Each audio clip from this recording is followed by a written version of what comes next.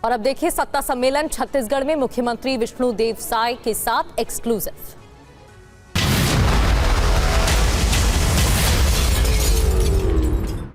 बहुत स्वागत है विष्णुदेव जी, एक बार फिर जोरदार तालियां। हमें बहुत कुछ सुनना है, आज बहुत लंबी बातचीत करनी है विष्णुदेव जी से।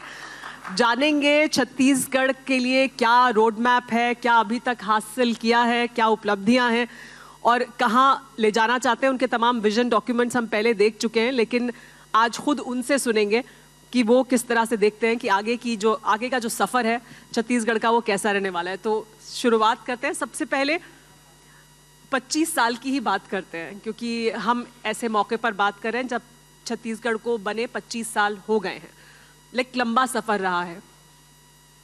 25 साल से ही शुरुआत करते हैं। 25 साल लंबा सफ़र छत्तीसगढ़ का हो गया और आप खुद इस पूरे सफ़र में छत्तीसगढ़ के राजनीति में जुड़े रहे किसी ना किसी रूप में। कभी सोचते हैं कि कहाँ से शुरू किया था और कहाँ तक पहुँचे हैं और आगे कहाँ तक लेकर जाना है? सबसे पहले तो TV9 परिवार आप सबका बहुत बहुत धन्यवाद इस आयोजन के लिए। और हमारे प्रदेश के निर्माण को 25 वर्ष हुए हैं और इस वर्ष को हम लोग रजत जयंती वर्ष के रूप में मना रहे हैं। और 1 नवंबर हमारे प्रदेश का स्थापना दिवस है और छत्तीसगढ़ का सौभाग्य की स्थापना दिवस के दिन हम लोगों के बीच में हमारे देश के यशस्वी प्रधानमंत्री श्री नरेंद्र मोदी जी दिन भर थे। उन्होंने हमारे प्रदेश के नवनिर्मित विधानसभा भवन को भी लोकार्पित किया। एक ट्राइबल म्यूजियम का भी यहाँ पर निर्माण हुआ है। छत्तीसगढ़ के 14 ऐसे अनुसूचित जनजाति समाज के महापुरुष हुए जिन्होंने अंग्रेज़ों से लड़ाई लड़ी, शहीद हुए। और ट्राइबल म्यूजियम में सचित्र वो 14 क्रांति का चित्रण है। उस म्यूजियम का भी माननीय प्रधानमंत्री जी ने लोकार्पण किया। और चूँकि रजत जयंती वर्ष है इसलिए इस साल राज्योत्सव 5 दिनों का था, तो राज्योत्सव का उन्होंने शुभारंभ किया और समापन हमारे देश के आदरणीय उपराष्ट्रपति जी श्री CP राधाकृष्णन जी ने किया। और उस दिन हम लोग छत्तीसगढ़ के अंदर विभिन्न क्षेत्रों में जो उत्कृष्ट काम किए होते हैं उनको पुरस्कृत करने का काम भी करते हैं। तो इस तरह से ये रजत जयंती महोत्सव हम लोग का चल ही रहा है। और मैं करीब 1990 से राजनीति में हूँ। 1990 में पहली बार विधायक के रूप में चुना गया था और मेरा सौभाग्य है कि जब छत्तीसगढ़ राज्य का निर्माण हो रहा था 2000 के दशक में, तो उस समय सांसद के रूप में इस देश के पार्लियामेंट में था।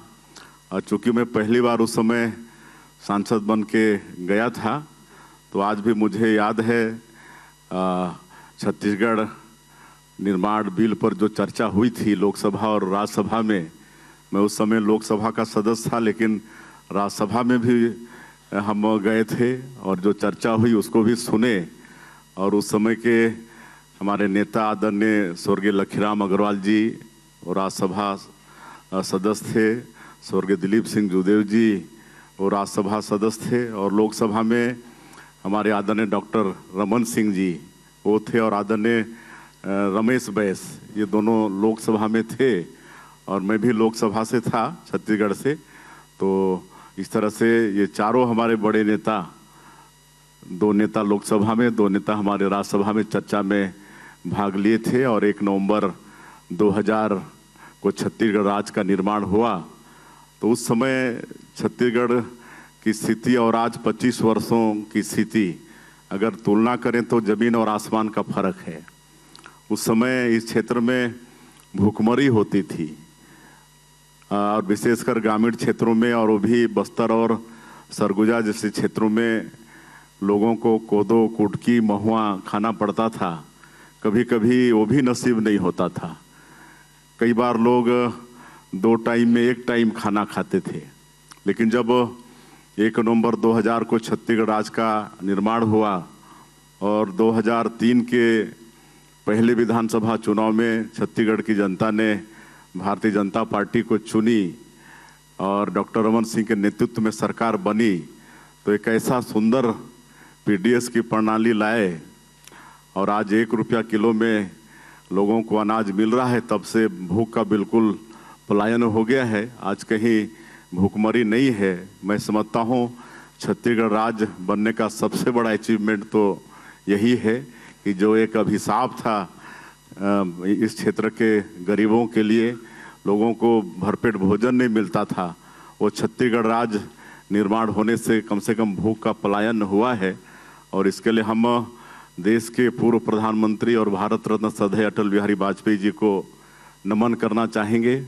उन्होंने हम लोग को छत्तीसगढ़ राज्य बना के दिया और आज 25 वर्षों में बहुत तेजी से छत्तीसगढ़ का विकास हुआ है। सड़कें बनी हैं, बिजली पहुंची है, घरों में पानी पहुंचा रहे हैं, स्कूल अस्पताल खुल रहे हैं। माननीय अटल बिहारी वाजपेयी जी इस देश में प्रधानमंत्री ग्राम सड़क योजना भी शुरू की, तो उसका लाभ ये हुआ कि हमारे सभी गांव 12मासी रोड, डामर रोड से जुड़े और किसी भी क्षेत्र में विकास के लिए आवागमन ये पहली आवश्यकता होती है। और 12मासी रोड से जुड़ने के कारण हमारे गांव में सभी तरह के विकास आज वहाँ पर हैं। वहाँ पर राशन पहुँच रहा है, हर तरह का विकास रोड के बनने से वहाँ पर संभव हो पा रहा है। जाहिर सी बात है, राज्य बनने से बहुत फायदा हुआ छत्तीसगढ़ को। और किसी भी राज्य को जब आप एक राज्य बना देते हैं तो फिर बहुत से रिसोर्सेज वहाँ ज़्यादा आ जाते हैं। लेकिन ये जो 25 साल रहे, इसमें 17 साल तो लगभग बीजेपी की सरकार रही, 8 साल कांग्रेस पार्टी की रही, तो जो यहाँ तक पहुँचने में उपलब्धियाँ हैं उसमें सबका योगदान है। देखिए 25 वर्षों में पहले 15 साल डॉक्टर रमन सिंह के नेतृत्व में सरकार थी और आज करीब 2 वर्ष हो जाएंगे अगले महीने 13 दिसंबर को, तो आप बोल सकते हैं कि 17 साल हो गए। और इसमें 8 साल कांग्रेस की सरकार रही। जब 1 नवंबर 2000 को छत्तीसगढ़ राज्य का निर्माण हुआ तो बहुमत के आधार पर छत्तीसगढ़ में कांग्रेस की सरकार बनी। अजीत जोगी साहब मुख्यमंत्री बने, लेकिन उस 3 साल के कार्यकाल को सोच के ही शरीर में सिरहन हो जाता है।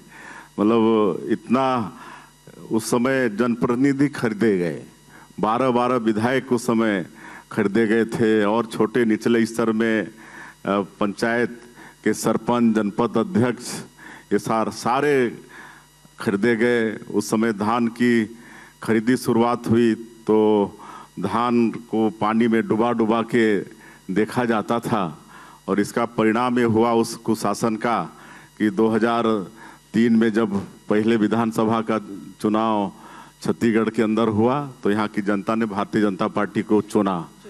उसके बाद 2018 का चुनाव, तो उस समय फिर कांग्रेस को एक बहुत बड़ा जनादेश मिला और इतना बड़ा जनादेश शायद अभी तक यहाँ पर किसी भी सरकार को, हम लोग की सरकार को भी नहीं मिली है। एक समय 71 विधायक इनके हो गए थे और इन्होंने बहुत बड़े बड़े वादे किए थे। छत्तीसगढ़ में 36 वादे किए थे और मैं उस समय प्रदेश अध्यक्ष के नाते बार बार इनको ललकारते रहा कि अगर आपने 36 में से एक भी वादा अगर 100% पूरा किया है तो उसको आप बता दीजिए, मैं राजनीति से संन्यास ले लूँगा। लेकिन 36 वादों में एक भी वादा इन्होंने पूरा नहीं किया, बल्कि 5 साल में छत्तीसगढ़ को अपराधगढ़ बना दिया। भ्रष्टाचार के सारे रिकॉर्ड इन्होंने तोड़ दिए। जहाँ जहाँ भी भ्रष्टाचार कर सकते थे वो कहीं पर नहीं छोड़े। कोयला में भ्रष्टाचार, आपके आबकारी शराब में भ्रष्टाचार, डीमेप की राशि में भ्रष्टाचार, इतना तक कि जो पीएससी हमारे बेटा बेटियों के भविष्य के लिए एक पवित्र संस्था होती है वहाँ भी भ्रष्टाचार हुआ, कहीं छोड़े नहीं। और आज भी उसका परिणाम, उनके लोग बहुत जेल के अंदर में हैं, कुछ लोग बेल में हैं, कुछ लोग और जेल जाने की तैयारी में हैं। तो पूरा 5 साल मतलब कुशासन इन्होंने दिया। और इसलिए 2023 का जो विधानसभा का चुनाव आया तो छत्तीसगढ़ की जनता ने बिल्कुल कांग्रेस को उखाड़ के यहाँ से फेंक दिया।